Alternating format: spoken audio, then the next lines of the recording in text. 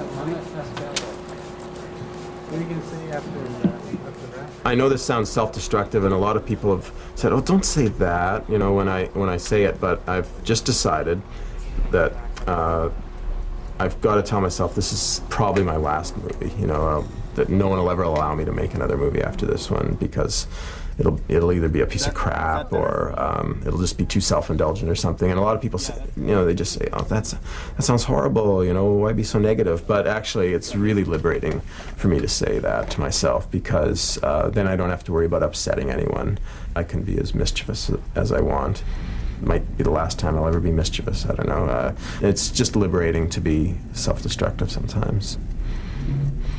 It's my last movie.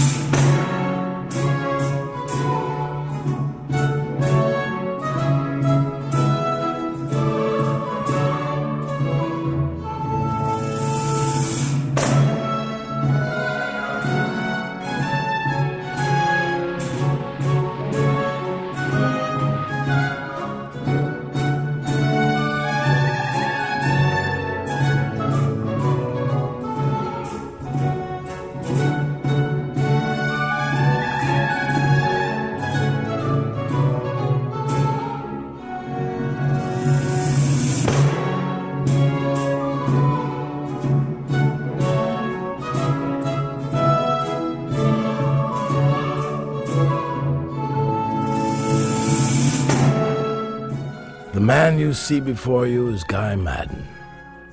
He rose from the fertile soil of the Winnipeg Film Group in the mid-1980s to direct some of the most exquisitely fervid films ever made. His first short and subsequent 3 features played at festivals around the world and secured him an international cult following. Now, using the art of collage, he is preparing a new project, Twilight of the Ice Nymphs, that could either propel him to the forefront of independent filmmaking or send him spiraling back into a humble career as a house painter. The last time Maddin reached the planning stages of a feature was for a film called The Dikemaster's Daughter. This project ended in miscarriage and collapse and instigated a spirit-breaking 4-year hiatus from feature filmmaking. Maddin's first film was the delirious family melodrama, The Dead Father. Since then, he's made 3 features in rapid succession, been catapulted into cult stardom, and became the youngest person ever to win the Telluride Lifetime Achievement Award. Joining such illustrious luminaries as Francis Ford Coppola and Gloria Swanson. Maddin's films recall the masterworks from the glory days of cinema. But the fact is, films like this have never, ever been made before.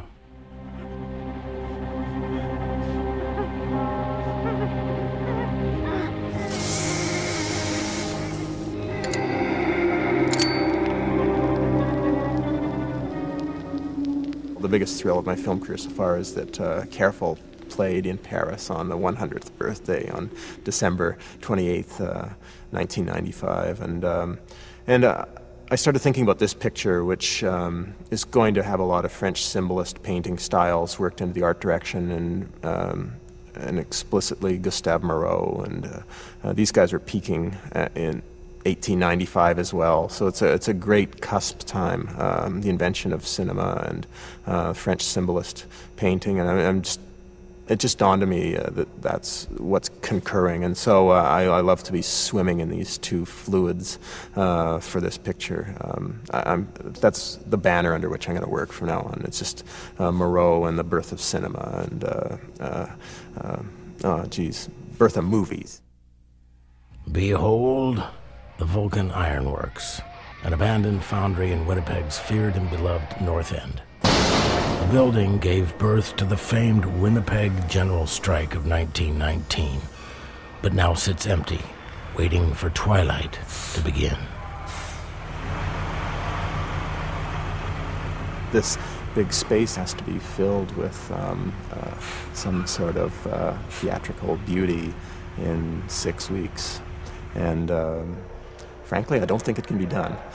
So I'm kind of scared about that. But my fears actually caused a circuit breaker to pop. Over here, I'm going to make, I'm not going to make it, but there will be a massive cliff wall with a waterfall coming down here. And there'll be a little hill of Venus in tribute to Aubrey Beardsley. And in back of here, there'll be plenty of movement for a camera to dolly through while our characters make their way through the woodland as nymphs. And this is the bog of the underworld, you know, and well, actually what it really is just a big a pit where you dip things in and chrome plate them or something like that. But for my movie, our movie, I should say more generously, this will be a bog where almost each and every character, I believe, falls in to at one point or another. And it's the bog of the great underworld. It's going to contain blood, milk, wine, sperm, crystal objects pushed up from beneath. And then it's only appropriate that each character must bathe in this stuff, and so that they're part of Mother Nature and timeless power of the gods that are now forced underground by Judeo-Christian order. It's a pit.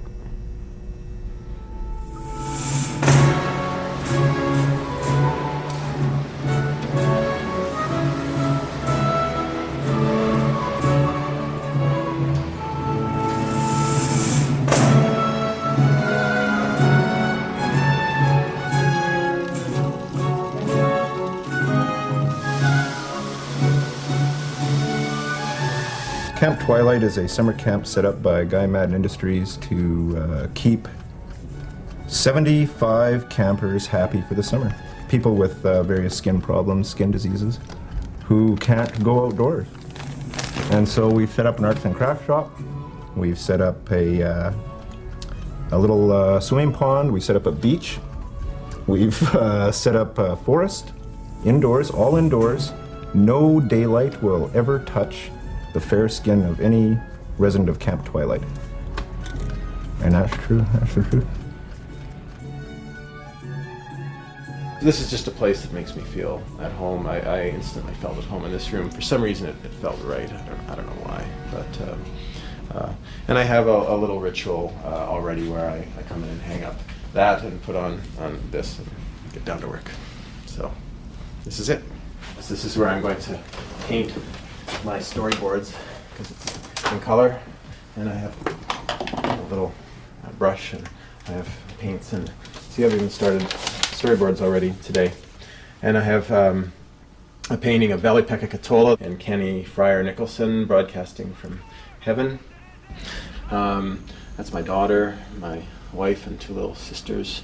So there's some other people that are just very important to putting me in the mood for filmmaking.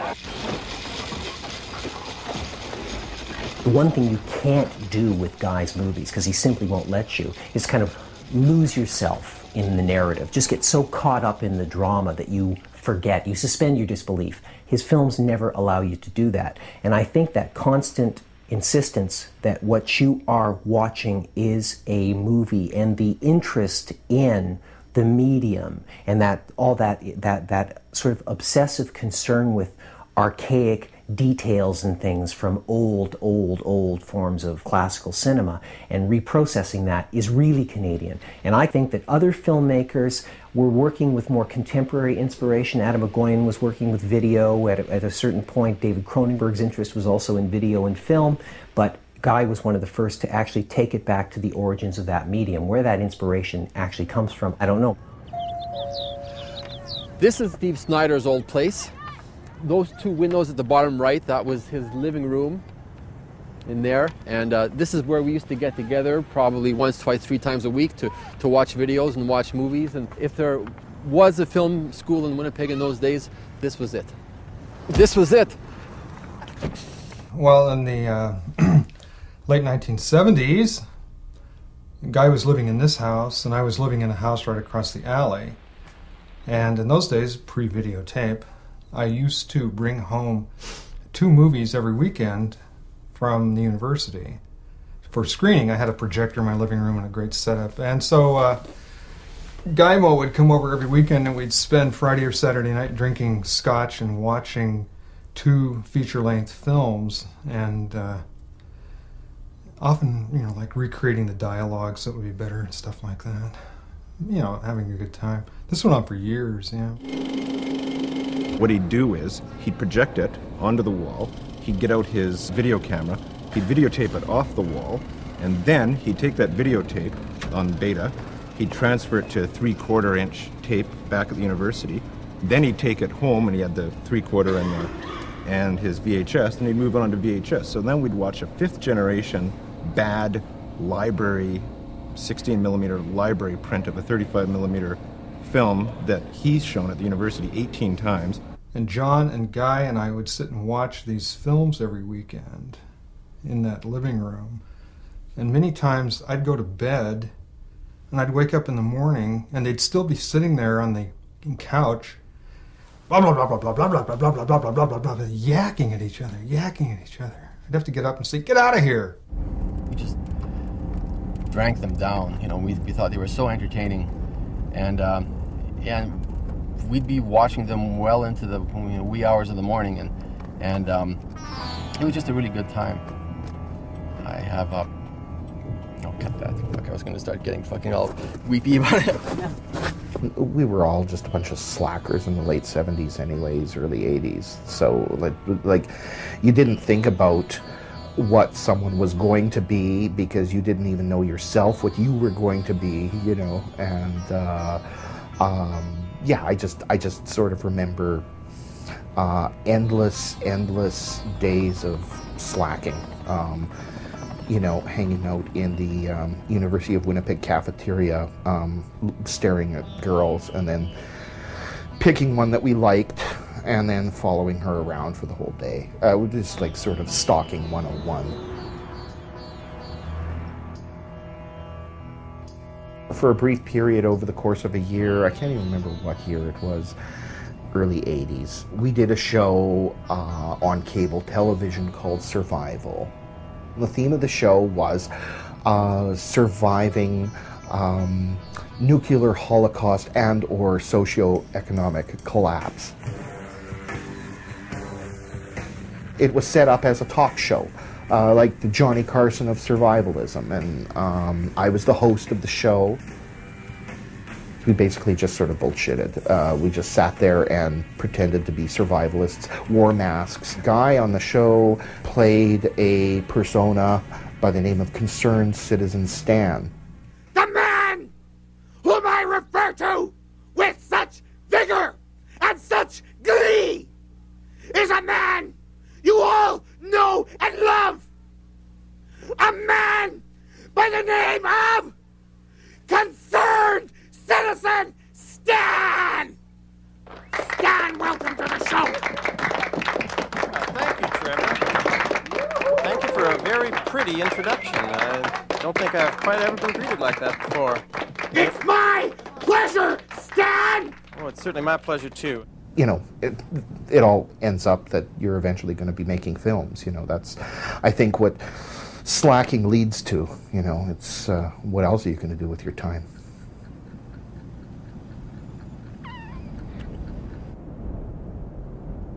When Guy was a young man, his father, Chas Maddin, once general manager and coach of Canada's national hockey team, suffered a fatal stroke, leaving his son pregnant with smoky, unresolved memories and the inspiration for a short film. It partly got started because Guy's friend John Harvey wanted to make a film, and they must have talked about it. And about that time, I had been going to actual filmmaking school in San Francisco, and when I came back, I had these films I'd actually made, which at that time amazed Guy. I could take a camera and make a film, right? If I could do it, he could do it. And so I screened these things and showed him how a camera works. And he said, "I can make a film too." So he got the script for The Dead Father, and we went up to Gimli, and I got a camera, and we loaded it right there. I showed him how to load it right there and how to use the light meter, and I did the first shot of the film for him. And after that, he was on his own. Here you go. It's all yours. Make a movie. Days aflutter with the green of leaves.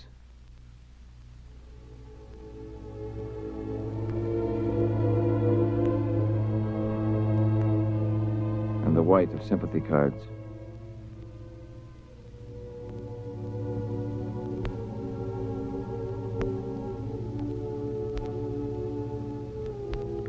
Dead Father is my very first film, and it's the only one that really seemed to come from anything true and autobiographical. Unfortunately, I didn't have any technical experience at the time, so it's, to most people, least successful by far. There I was simply trying to recreate the dreamlike feeling that is quite common to people who've lost a loved one or a pet, and they are often revisited by those deceased parties and dreams. During these summer weeks, it became apparent that my father wasn't quite dead in the traditional sense. Brief recoveries became common. In a voice I can't remember, he would make various vague requests.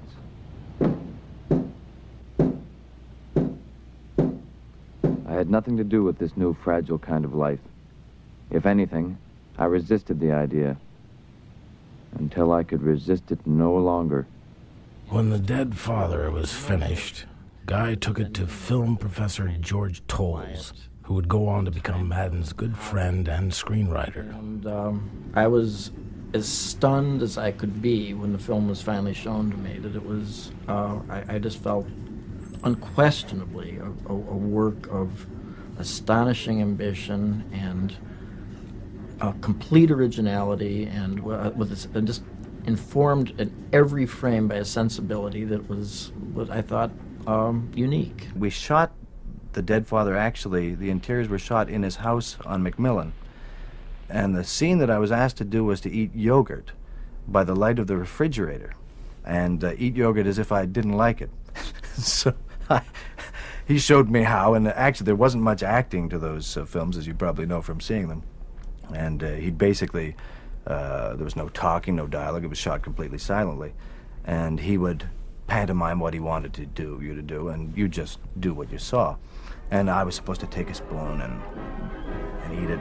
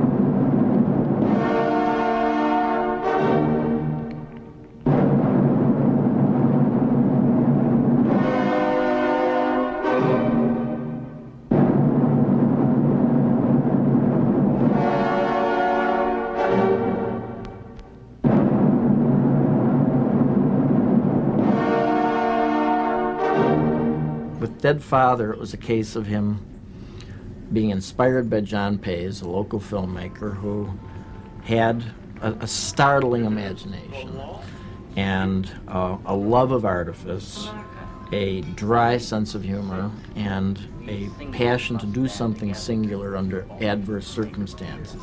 And I'm surprised you've lifted your embargo on female company. What words you use.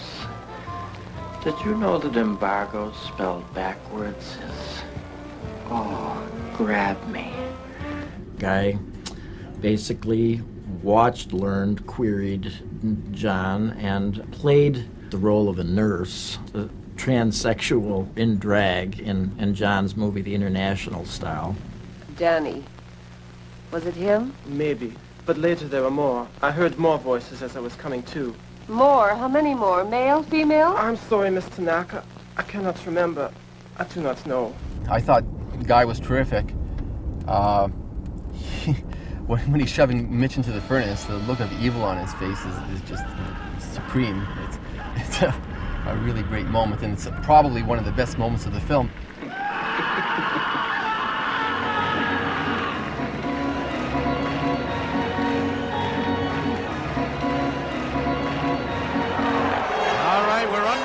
The puck is back from the face-off. I grew up with the Canadian national hockey team as a rink rat.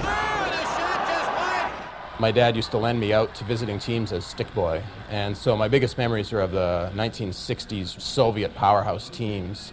I was just not just a stick boy, you know.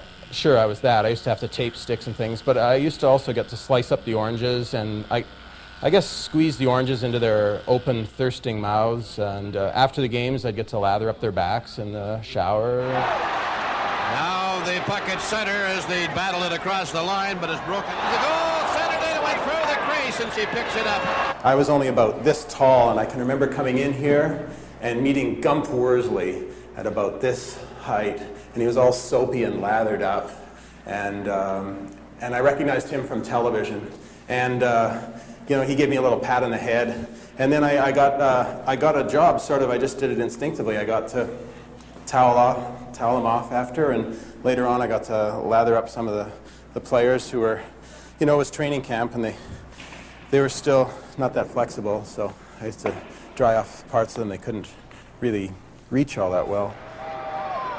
Soviet players in those days seemed to be culled from a different part of what's now Russia.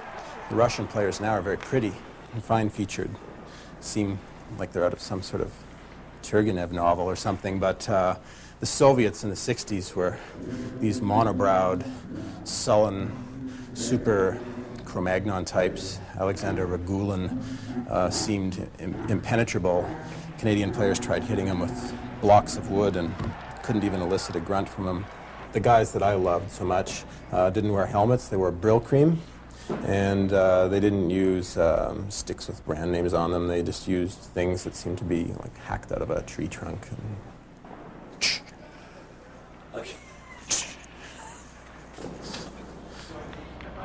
One thing that I know Guy and I both shared was a love for the old Winnipeg Arena before they like chopped the roof off and put in the awful seats that you can't see anything from, and like replaced the Queen's picture, and it was just this dank, musty, wonderful old place.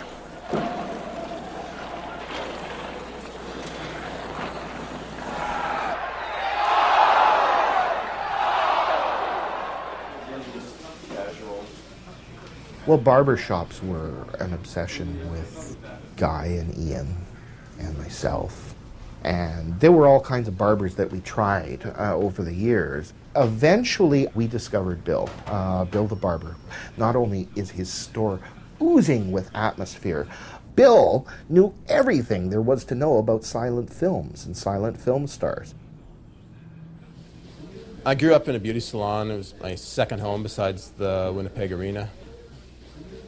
My very first memory is of this hair shoot where all the floor trimmings, hair, tissues, errant rollers, things like that were all swept by my Aunt Lil down into a hole in the baseboard into this chute. And I would sneak up into this chute and open the little hole in the baseboard and look in upon the ankles of all the mostly elderly female customers. And I'd sort of get off on the secrecy of this. Well, this is the beauty shop here. This is the entrance to my apartment upstairs. This is the entrance to my sister's. She took over the small apartment at the bottom. This was Guy's bedroom right there at the back. I just loved it. It was huge. It was as big as a home. It was really nice. And the kids loved it because they could use all three levels to play hide and go seek and whatnot. It was fantastic. The kids were actually mad at us when we decided to retire and sell it.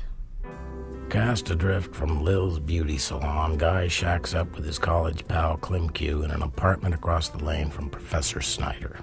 Guy and Greg quickly become Winnipeg's own odd couple, with the emphasis on odd. Unless Guy is lying to me, he claims that I was the best roommate he ever had. I remember being so relieved to get a new roommate, Greggy, and I should have known things were going to turn out oddly, because on the very first night he plunked down a TV at the foot of the couch, and he just lied down on the couch, lit up a cigarette, and promptly fell asleep, and the lit cigarette rolled between his thighs and set his pants on fire. It was just a joy living with Guy because, you know, the place was always spotless, it was always clean. He would pick up after me. I didn't ever have to worry about, you know, if I, had a bag of chips and I just threw it on the floor, he'd pick it up and put it in the garbage. No matter what I did, he kept the kitchen very scummy, so I decided to seal off the kitchen like a ghetto, and until things were just crawling out of it, and the rest of the apartment was neat as a pin. I suspect that maybe at a certain point, Guy may have thought that I might just go ahead and do the dishes myself, but I never did. Back at Camp Twilight, shooting has begun. Thanks everybody for delaying lunch. We won't even bother coming around. Yeah, we'll just... I used to kind of like the feeling it was just me against the world, and the few people that were helping me were very kind to put up with my arrogance, because I wouldn't even let them in on what I was making usually, especially the actors. They'd say, well, what do you want me to do in this shot? And I'd say, never mind, I just took the shot. It's finished, They go, what? And these are people who've been to acting school, and I've just finished filming them chatting with each other, and I'll dub in some sounds later, and it's kind of maltreating them. And now I'm working with actors with considerably bigger reputations, and I'm going to have a rehearsal period with them. And I guess what could happen is they all seem like nice people, but some of them could just take the picture away from me, I guess, and start acting it in a style that I don't like. I think it's a miracle whenever a picture turns out really well. There are so few great pictures. All it really takes is one or two elements to go wrong, and a picture stinks. Actors have flown in from the four corners of the world, increasing the chances of the mainstream success that Maddin both fears and craves. He takes reality and gives it a resonance that's poetic and that kind of concentrates and crystallizes reality in a way that we don't generally experience it. And to me, that's what filmmaking should really be about, not literal, linear, consecutive stuff that happens to us every day. It's only really worth watching if it takes reality and somehow crystallizes it or heightens it into a place where we understand something more about being alive. And that's what Guy does. And it's an extraordinary gift.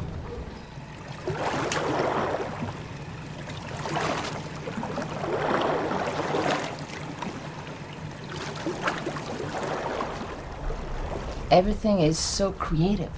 Everything is so unique. And I think Guy is just a little kid there in the middle of that playground and want to share it with everybody there. So I think it's the first time I've experienced this kind of chemistry. And I think Guy is working with his family, I think he would never go away to make his movie. He wants to do it here in Winnipeg with his family, and who knows, maybe in 20 years we're gonna say, oh, yeah, I'm going to Winnipeg to do a Guy Maddin movie.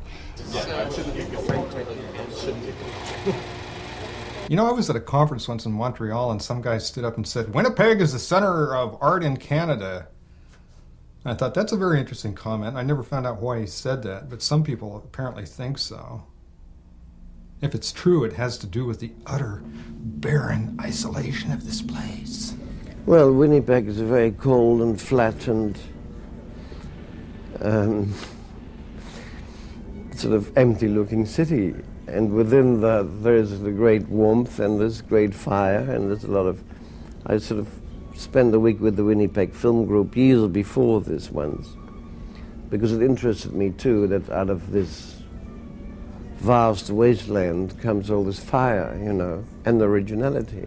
John Pays has said this, Guy Maddin has said it too, that since it was so dangerous or treacherous to go outside, one spent a lot more time inside finding something to do.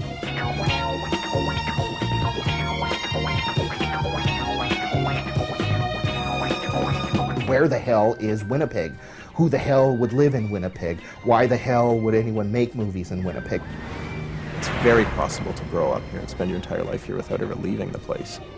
I was quite content with my place in the world, which was curled up in bed listening to faraway radio stations being broadcast beneath layers of static that would somehow drift in. The receptions would drift in and out as the curtains of static parted briefly in the celestial breezes and things. So I had a very exotic childhood living here in complete privation, as it turns out. I found out later. And my use of sound in the movies had to replicate that feeling that I was being tucked in by a big audio mama at night beneath layers of comforting, itchy blankets of sound.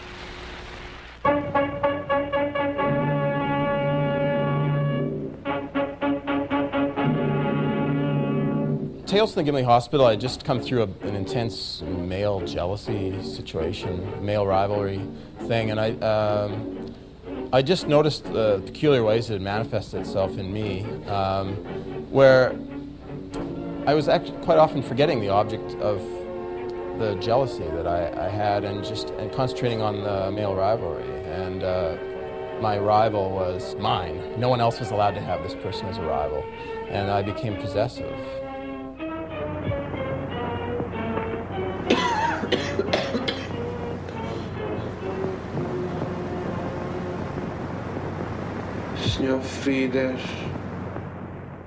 Gimli's Saga was the original title of Guy's first feature. Gimli, a small Icelandic community north of Winnipeg in which Maddin's ancestors first settled, was the scene of horrific calamity in 1876 when a smallpox epidemic killed a large segment of the population.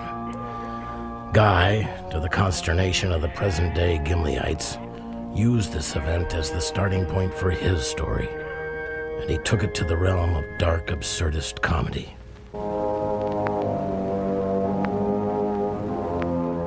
And it was like, well, doing the unimaginable, talking about the epidemic which had caused horrific casualties to so many of his ancestors and family members, but to make a comedy out of epidemic and pestilence without at the same time losing a kind of below the comedy darkness. What people seem to sometimes miss is the incredible emotional core to his films, the beauty of tragedy, and that is something that you find in all of his films.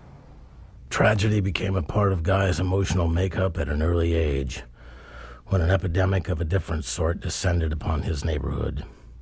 A plague of suicides haunted the Maddin family and their acquaintances, culminating for Guy in the death of his 16-year-old brother, Cameron, who was found sprawled across the grave of his recently deceased girlfriend. Deprived of a friend and beloved paladin, Guy became infused with a true and deep feeling for the power of melodrama.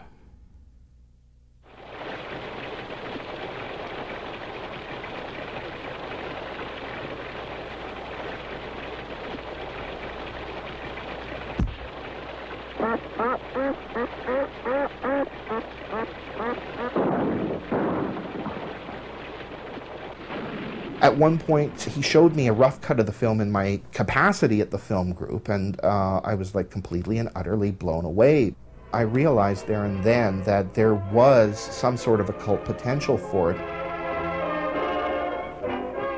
The image of Kyle McCullough sprucing himself up by oiling his hair with a fish that he squeezes over his head, and there are great drops of fish oil that drop into his hair.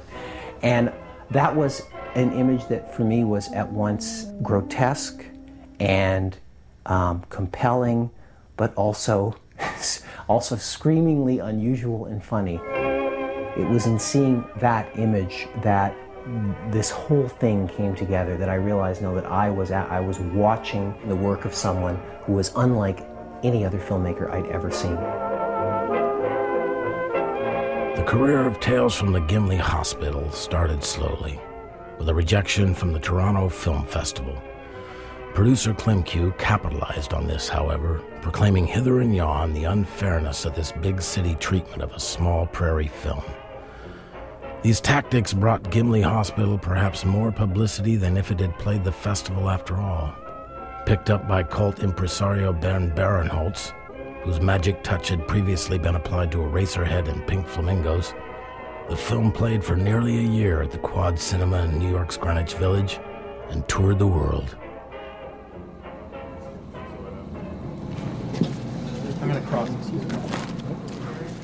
I try to keep things childish on the set because I like movie making to feel like a child feels like when he or she is just absent-mindedly cutting up pieces of paper or pieces of food and gluing them onto one big piece of manila tag or something, and just totally unaware of how much time is passing, just playfully inventing stuff. So I always wanted filmmaking to be like that. Of course, as crews get bigger, it isn't, you know, there's a lot of people asking you, where should I glue the noodle? Should I put it here or there? Where does it look better? 25 Hotel, take 3. Is it all right if I say I swear this is it instead of I could swear this is it? Yes. Okay. Oh, how was the reveal there? Expensive modern equipment, a large professional crew, and experienced actors are supposed to make things easier. But in the end, it's all a question of what you're used to. So shall we go twice? The burden of dreams is just as heavy on the prairies. Oh, what the hell do I know about that sort of thing? What do I know? I'm a gelding, remember? Huh? Who ripped his manhood open on a what is it? Chair nail. Ripped his manhood open on a chair nail half a century ago. What do I know? About such things. I didn't come into this picture with very much power, very much personal clout. I was very lucky to make it. So much was imposed upon me. I feel that I've made the entire thing in shackles, and it's just very frustrating. Just close the mausoleum lid on me. I don't really feel like working on movies anymore.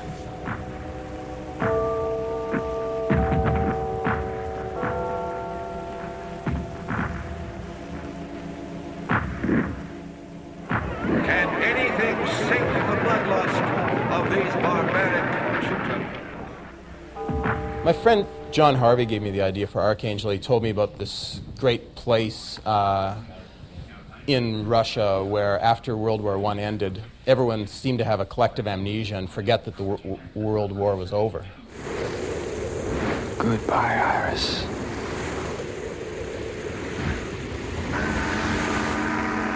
Archangel, of course, was a little-known chapter in Canadian history where the Canadian Army intervened in the Bolshevik Revolution in Russia.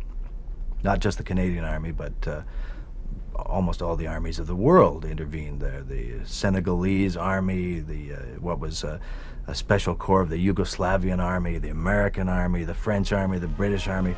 They all intervened in Archangel, which is probably the most northerly port in Russia. They dumped huge munitions stockpiles there, and they were going to use that as their base to wipe out communism. Of course, it was very ill-considered and in the end a tragic episode. But I thought a very fascinating story. Sort of have parallels between the futility of this intervention into the Russian Revolution with the futility of this protagonist's attempts to basically conquer the female lead.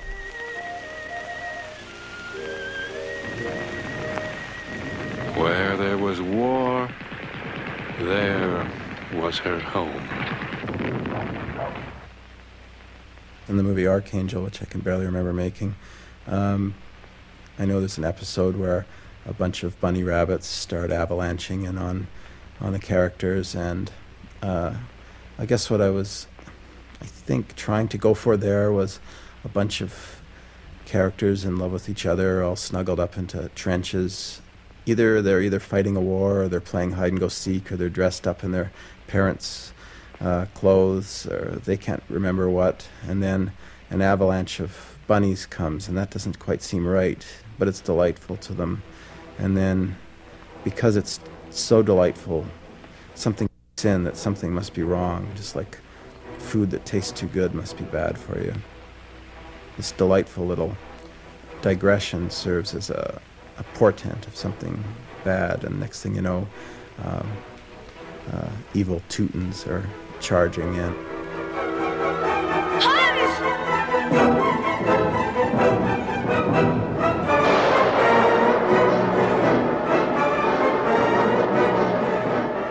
Archangel is a film which is a very baffling film for a lot of people. It's an incredibly baffling film. But I remember when we were doing the interlock for the film. The interlock is that point in the filmmaking process where it's basically the first time you see picture and all of your sound all up there for the very first time. And it's like when you're seeing the film for real. I remember just feeling goose flesh and chills. And I know Guy was feeling it too, and we both acknowledged to each other that we were feeling it. And whatever we'd done before, whatever we do after, at the very least, we've created this. And we felt that in fact, this was a film that was going to last. I love Archangel. I wouldn't change a frame of it, but I mean, audiences certainly found it mostly, to the extent that we had audiences, a difficult go.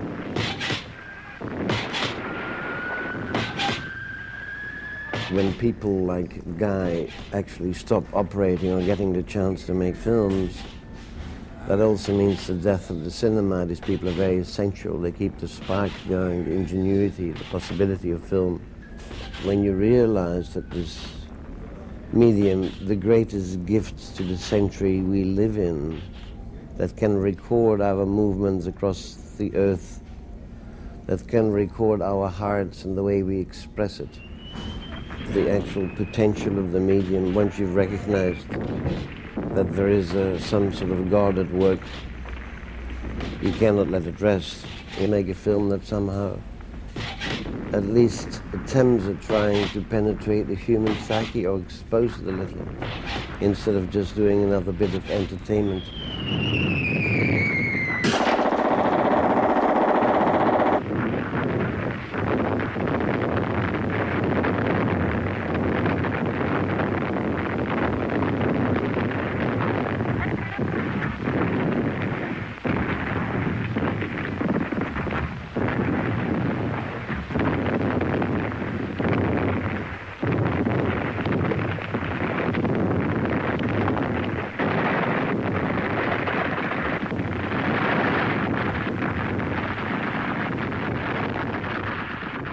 With the success of Archangel, Guy's name became synonymous with 1920s style cinema. But given his druthers, this won't last for long. I feel a bit like a time traveler going into a new area, and I don't really understand the manifestos. I haven't had them read out loud to me yet. And so I can only do my best to bluff my way around, and every now and then I feel I'm passing. And other times I'm not really too sure, so I'm wandering around a little bit. But I'm hoping that during the shoot I find a new style, a departure, an evolution. I'm forcing myself to evolve. I'm tired of the 20s already. I've hung around in the 20s longer than the 20s hung around in the 20s, so it's time to move to a different place. I guess ultimately I'd like to make a movie that just takes the guts right out of you, that feel like you've been filleted or something after. And that's my goal with the movie. I have come nowhere near to doing that yet. Okay, cut.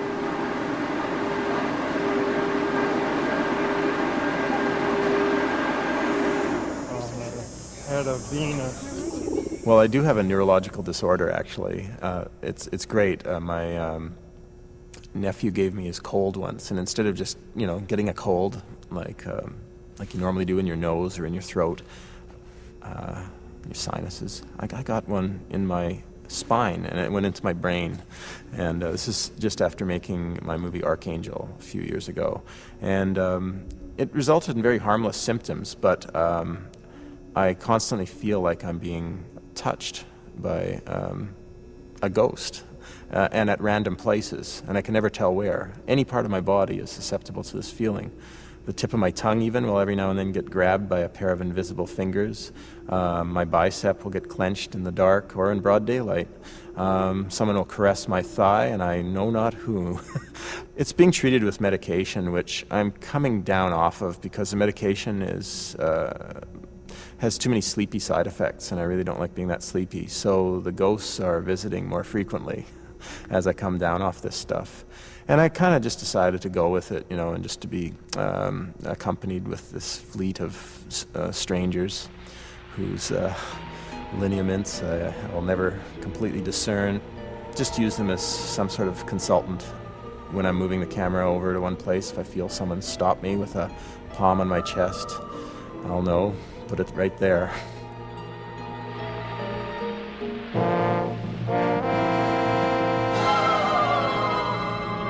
I made my first trip to the West Coast ever and saw mountains and realized I want to make a movie about mountains, as if it had never dawned on anyone before. And George Tolles wanted to make a pro-incest movie. And so we compromised and made a pro-incest movie set in the mountains. The pandemonium of everyone everywhere suddenly declaring all at once, and I too was molested by my father or my mother. I too have recovered memories which have basically obliterated my chances of any kind of comfortable adult sexuality, and it seemed at that moment almost unthinkable to slant a movie, even going back into the German Romantic past when incest was almost a common theme. To slant it comically, and yet still somehow catch the feverish horror of incest in the net, if you like. It was only when the idea of the alpine world, where extreme caution was required for all behavior, where there was a kind of silencer on everyone's libido and behavior. Children, heed the warnings of your parents. Peril awaits the incautious wayfarer, and strews grief where laughter once played. When that was factored in, then I could see the green light in Guy's eyes. Once he had the word careful, it was there all at once. The passions grow on high mountains and fling their red blossoms to the storm. Perhaps the boy has mountain fever. It begins innocently enough with dreams of mountains, a peak round as a plump knee, or a crest like a frosted bosom, white as goat's milk. Who can resist the temptation to climb? Into the folds one swoons. The rocks will catch you in a piercing embrace. There is something terrible about mountains. When the wind passes over anything else in nature, long grass or flowers, there is a brief agitation, an anxious stirring, and then the wind passes away as if it had never been. With mountains, it is different. Look at the ripples and wrinkles on the rock. The fearful passage of the wind is etched in the very stone, like a scream that never ends.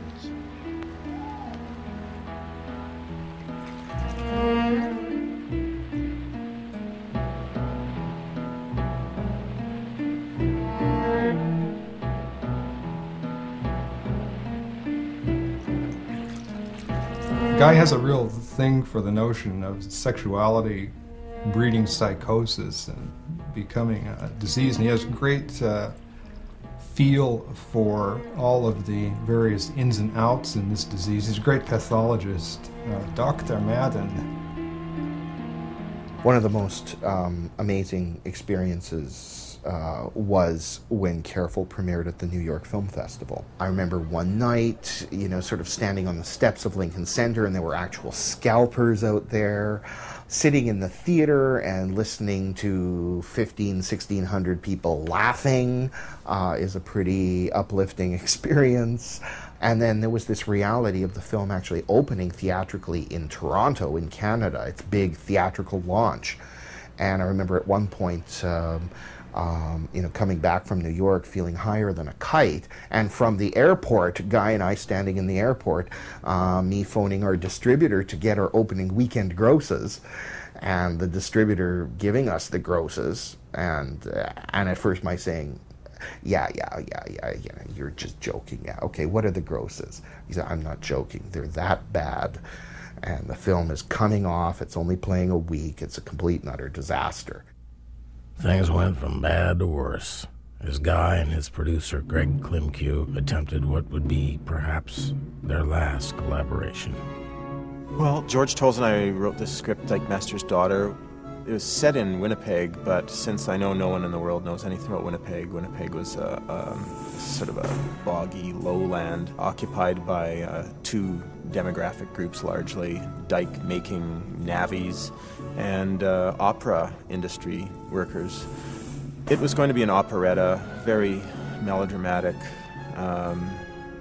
horror story, but with singing and music and opera in it, and lots of aquatic storms and a big dam breaking and only women surviving. And I'd been fired up by watching a lot of Abel Gance movies, the master of French polyvision. He made Napoleon, and with really simple in-camera effects in many ways, and I was ready to mount this big egomaniacal spectacle, and I really did feel it was a step forward, and nothing I said could convince, unfortunately, you know, that's just the way it goes, telefilm that it was not a lateral move. I think it's such bullshit, that whole business of lateral moves. I think that's like total bullshit. It's a hard country in which to have those kinds of ambitions, in which to have those kinds of gifts. Why a little bit of money? What crap, meanwhile, has been made all over the place? Why wasn't that film made? Why was he not given the money? What's $1 million? And the magic people like that can create with $1 million. That's the cocaine budget for most of those idiotic blockbusters, you know. There was far more dialogue, there was far more music, they were dovetailing. I was getting some higher profile actors, even some mythological performers to come in. To me, Christopher Lee and Leni Riefenstahl, Leni Riefenstahl acting comeback would have been nuts, but they gave me only as much money as I got for Careful, and I should be grateful to get that, but unfortunately I had already pitched the project at such a budget, and it was impossible to make it at half that amount at that stage, so the whole thing just fell apart. I still have the script sitting there, waiting to be made someday.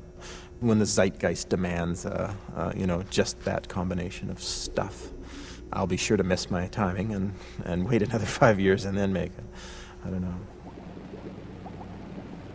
That wasted about a year of my life. And then I made a short film that just took me a couple months to make for the BBC, a tribute to the Belgian lithographer Odilon Redon. And that was a lot of fun. I just made that as if it was my very first movie. Made it with some friends, had complete freedom of expression, could put whatever I wanted on the screen, and did so. So that was very liberating. It felt good to get behind a camera again, scrape the rust off my eyeball.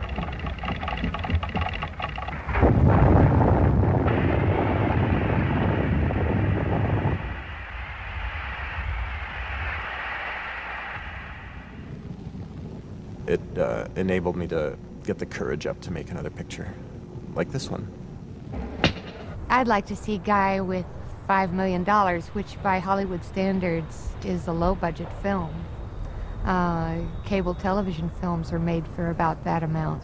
He is so resourceful, and I think he's been forced to be more creative and more inventive because of not having any money. I mean, he went out there with a handheld light and was making films with a little Bolex camera and one light. I mean, that takes dedication. I don't know. Lately, I've been thinking about. I found myself making plans to make another movie. So I don't know if this retirement is so. It may be enforced upon me, but I think I'm going to try to make another movie. I know what it is. It's when I was editing, the mistakes I made as a director were so painful. That I was dying to actually get out there and correct them and direct again. And I found myself wishing out loud to my fellow editor, Reg, that I could just be out there right now directing another movie while he edited this one and we got this one out of the way.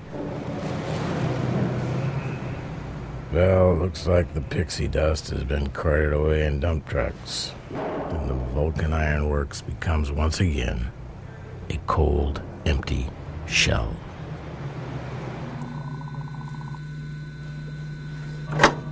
Okay, so take one.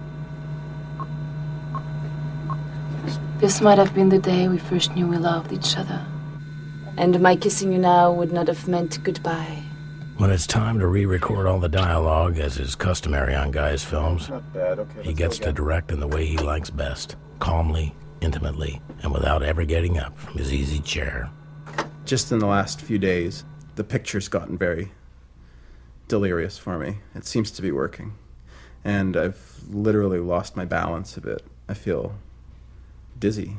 And the spell is intoxicating. And it feels like a real movie all of a sudden. And I'm actually getting proud of it. And I can't get out of it right now. So I don't know how long that'll last. Probably not very long. But I'm going to allow myself the treat of swooning for a few days in this thing. And maybe a week if I'm lucky. And just feel good. I just don't have much balance. When I get out of bed, I bump into the fireplace and then scrape my arm on a doorknob or something. But it's a good feeling.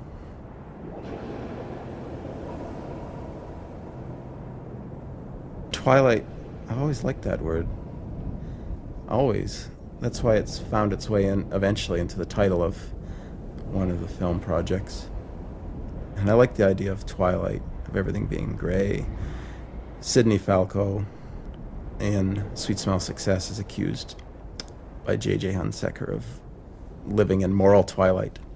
And I like the idea of characters in movies living in moral twilight all the time, where you're coherent enough to speak to someone, but you might not remember what you said, where you're mobile enough even to commit a crime, but it's a crime that your heart wills, but your mind would never allow you to do. So I guess I've always just liked Twilight, and I've always, since picking up a camera and deciding I wanted to create little tingles in people, it was the tingles that come from experiencing life's little moments of twilight that I wanted to create on the screen and then recreate in the people facing the screen, watching what I've made. So that's what I'm waiting to do.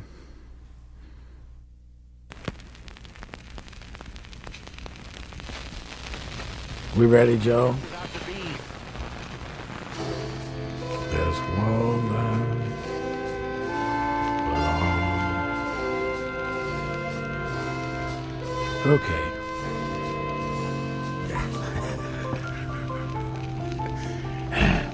Way out upon the waves you will hear the sound of CJOB at 680. The best in Winnipeg. Maroons will return January the 8th. That's a week Sunday from a series of games against the Czechoslovakian club. Hello? Yes? Is this SV for Victory 36731? Sunset 36731. Thank you. I called from Bratislava. Go ahead, please. Charlie? I just wanted to say Happy New Year. Happy New Year to you. Hey, Dad. I got the tape recorder on the telephone. Happy New Year. Thank you, Cam. How's the little guy? Just fine. He misses you too. I'm having trouble hearing.